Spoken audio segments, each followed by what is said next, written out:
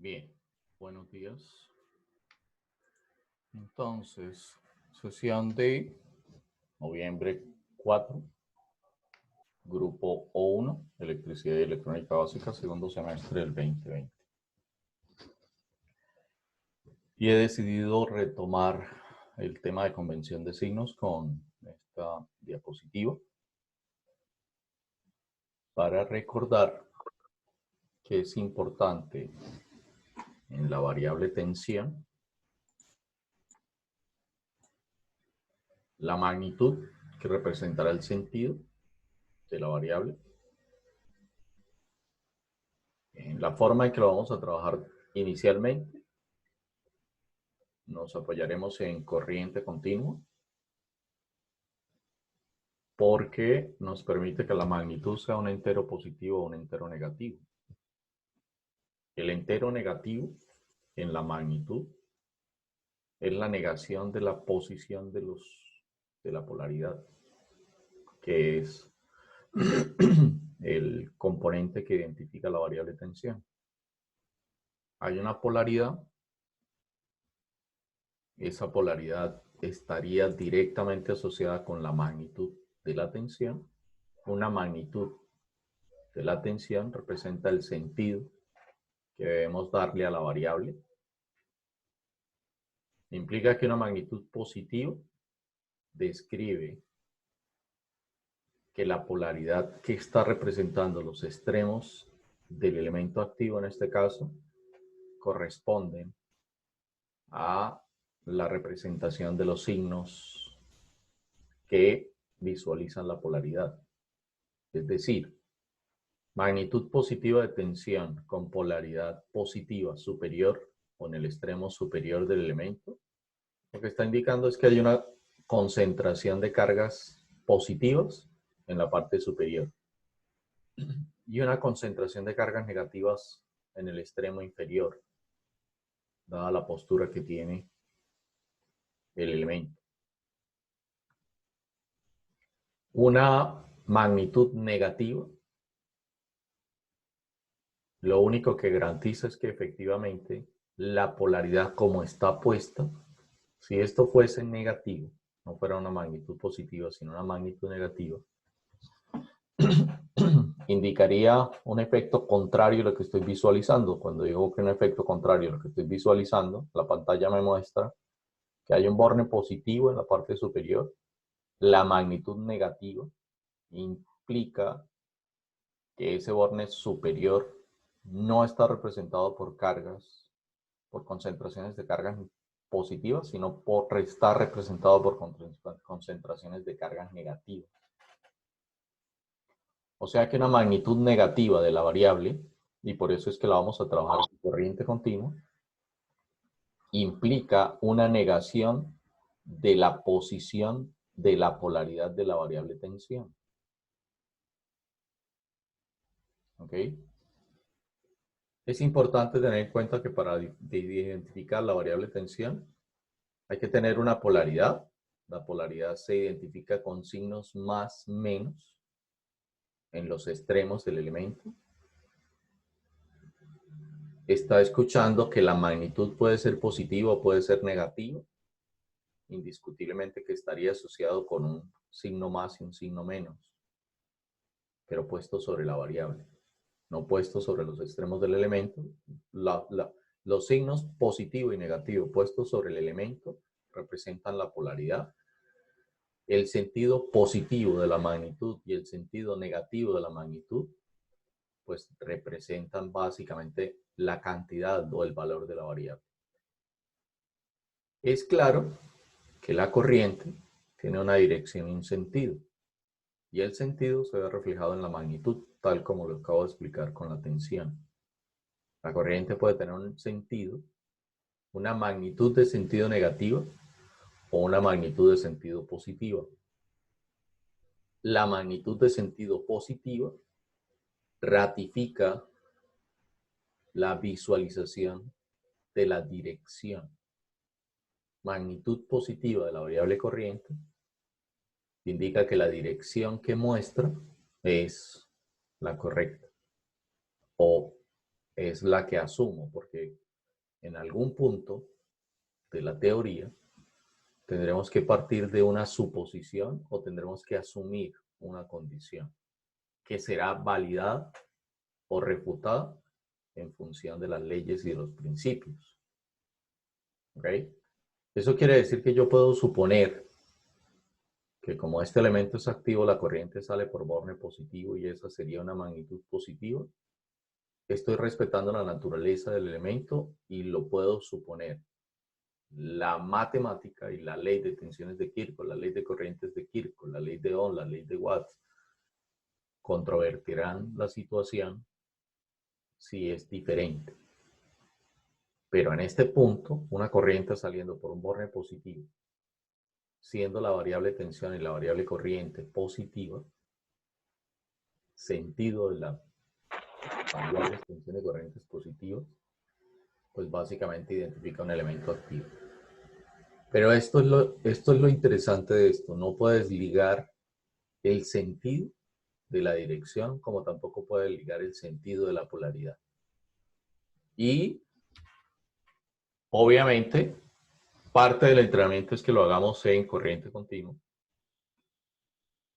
Reitero que la ventaja de corriente continua es que yo miro la variable como una magnitud negativa, un entero negativo. ¿Ok? Y en el caso de elementos pasivos, pues si usted observa, por cuestiones de variable tensión, los extremos de las polaridades superiores fueron asumidos como positivos. Si este efecto es contrario a este efecto, pues mientras aquí la corriente sale, aquí la corriente entra. Es una de las alternativas de visualizarlo, no es la única. Pudo haber en su formación previa, pudieron haberle dicho, es que el elemento es activo si la corriente va de menos a más. Obviamente hago el análisis aquí, entendiendo que menos está abajo y que más está arriba. Y entonces le indican que cuando la corriente pasa a través del elemento, desde un signo negativo a un signo positivo, se asume con un elemento activo. Generalmente, los que proporcionan entrenamiento en esto olvidan explicarle lo que sucede con la magnitud. Yo insisto con la interpretación de la magnitud, porque la interpretación de la magnitud es lo que va a definir las relaciones algebraicas que vamos a implementar y con los cuales usted validaría la condición. O sea, con los cuales usted ratifica que es correcto o incorrecto el análisis. A algunos le dicen corriente saliendo por borne positivo, elemento activo. Otros le dicen que como la corriente sale y si es un elemento activo debe retornar, pues si retorna la corriente por el borne positivo, es decir, si entra la corriente por el borne positivo, por el borne negativo, perdón, si la corriente retorna a la fuente entrando al borne negativo, es un elemento activo. Entonces, inicialmente pueden haber tres posturas, saliendo por borne positivo, entrando por borne negativo, yendo de negativo a positivo. Esas pueden ser las tres posturas que existan ahí. Sin considerar que podemos jugar con las magnitudes, los sentidos de las magnitudes de las tensiones y de la corriente y puede cambiar la condición. Bien. En el caso puntual de esto, una corriente entrando por borne positivo, siendo positiva de magnitud positiva en tensión, hace que el elemento sea activo. Implica que la corriente sale por borne negativo, implicaría que la corriente iría de borne positivo a borne negativo, circulando por el elemento. Y pues si esas son las condiciones, pues básicamente se puede asumir que el elemento es pasivo.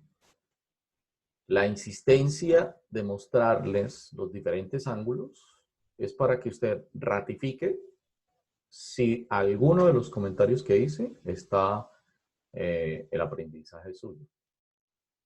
No implica que tenga que aprender todos. No se trata de que domine todos. Se trata de que en este punto recuerde, y lo que recuerde esté dentro del contexto que le acabo de presentar. Es mi obligación tratar de mostrarle los diferentes panoramas por una única razón. Todos vienen de cursar materias anteriores con diferentes profesores y cada profesor le va a contar, sobre todo los profesores de física, a ellos les interesa el fenómeno físico.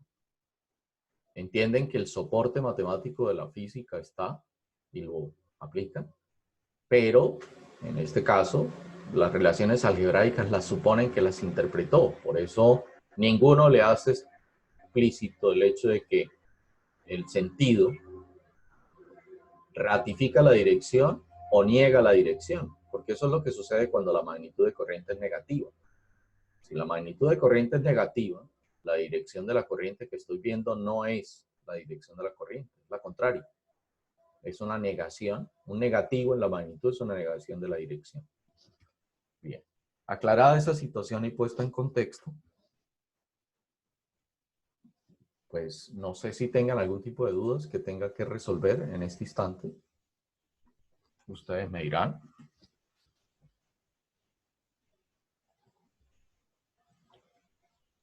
De no haber dudas, pues entonces lo que pudiéramos hacer es plantear unos casos. La dinámica para plantear estos casos es sencilla. Están puestos en la pantalla. Le puede hacer print screen a la pantalla, capturar la información.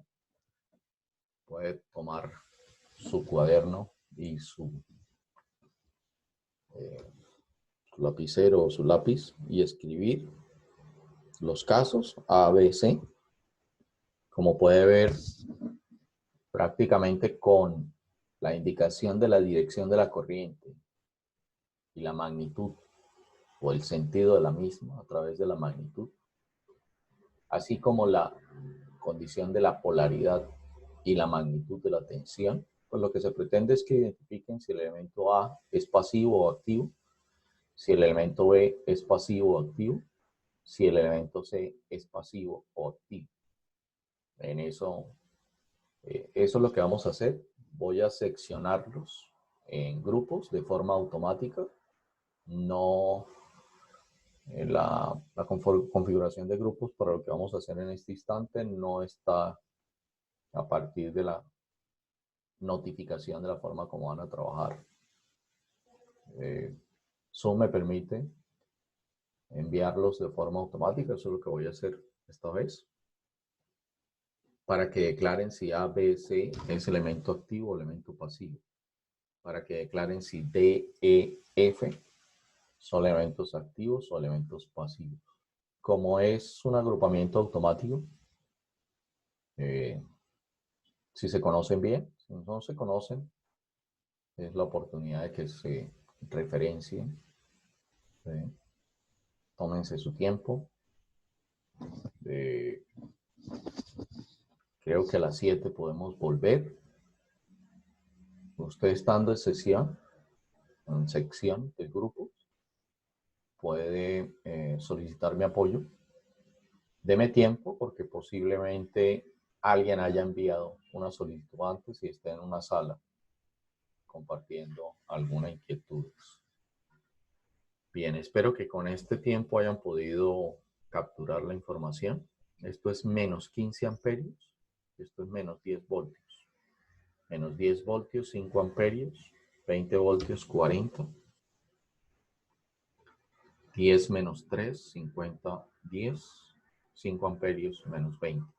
Una vez identifiquen la naturaleza de los elementos, traten de encontrar parejas. Cuando digo encontrar parejas, tenga en cuenta que la relación tensión-corriente indica que este elemento, así como está, si lo hago así, tiene menos 30 vatios. O sea, si tomo la variable tensión y tomo la variable corriente tal cual como está, tiene menos 30 vatios, porque esto es un valor negativo multiplicado por un valor positivo, da menos 30 vatios. Lo que no sé, porque no lo he precisado, es si son menos 30 vatios entregados o menos 30 vatios consumidos. Hay un teorema de Taylor-Jenny, balance de potencias, que me garantizaría que el análisis que hice es correcto. Por ejemplo, este tiene 500 vatios. Aquí tenemos 100 vatios, menos 100 vatios. Y la incertidumbre en este punto es que no sabemos si entrega o consume porque no he podido establecer si este elemento es activo o es pasivo.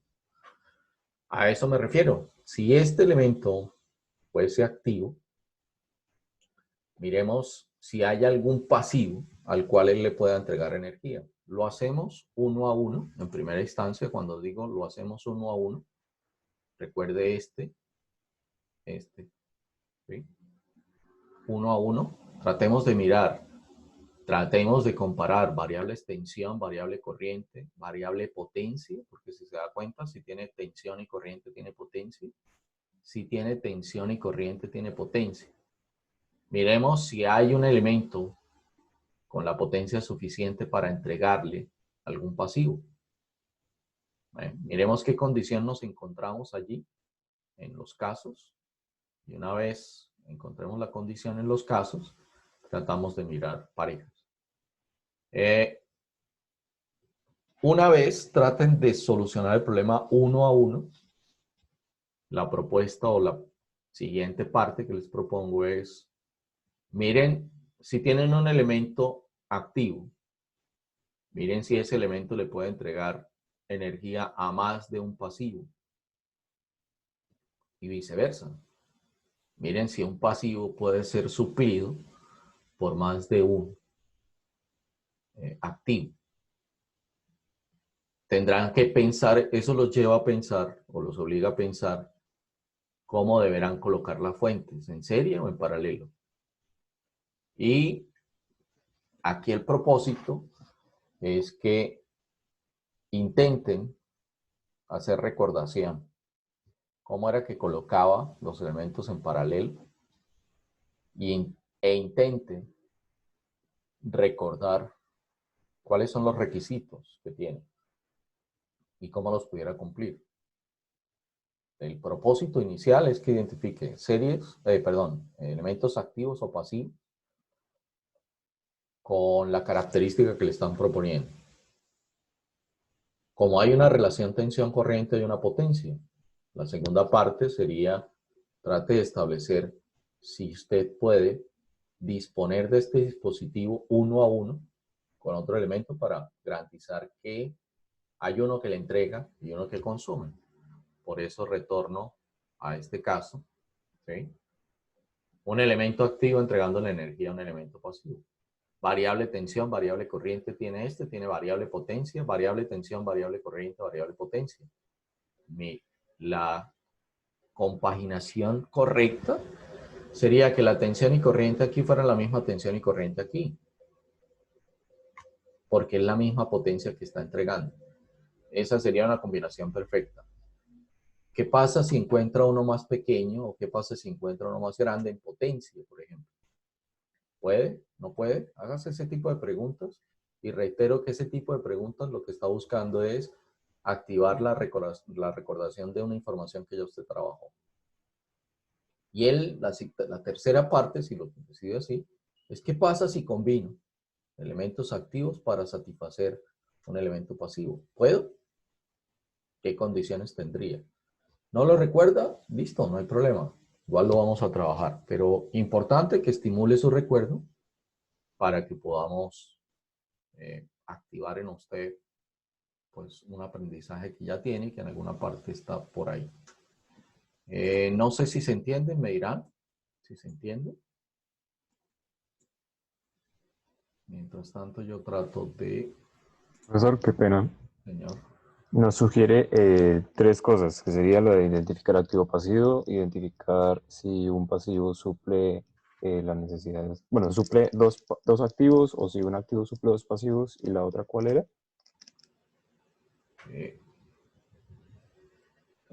Me repito, por favor. La primera es convención de signos. Sí, identificar si los elementos que están en los ejemplos son un activo o un pasivo. Eso. Y la segunda. es si puede un elemento activo combinarlo con un elemento pasivo. Y la tercera tiene que ver con si más de un elemento activo lo puede combinar para satisfacer a un pasivo o viceversa. Si más de un elemento pasivo puede recibir energía de un elemento activo. ¿Sí? Ok, profe, gracias. A usted. Bien. ¿Alguna otra pregunta, jóvenes? Profe, ¿podría colocar la otra diapositiva, por favor? Ok, Daniela. ¿Esta? Sí, señor. ¿Y quién más iba a preguntar algo ahí? No, era lo mismo. Ok.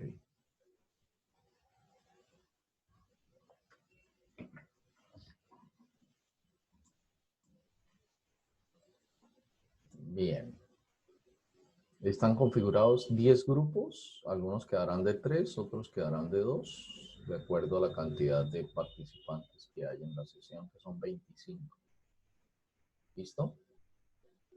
Bien, jóvenes. Vamos a iniciar entonces. Yo les envío un mensaje cuando vamos a retornar para que finalicemos.